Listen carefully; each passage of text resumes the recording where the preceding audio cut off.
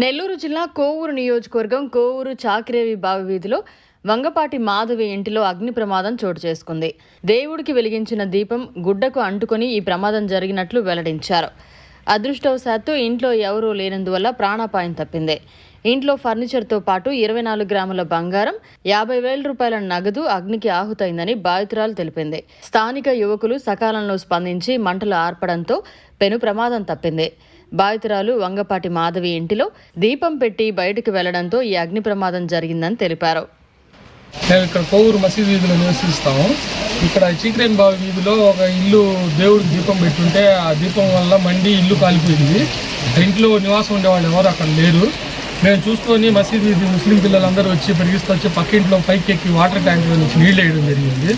మంటలు అయితే ప్రస్తుతానికి అదుపయ్యాయి.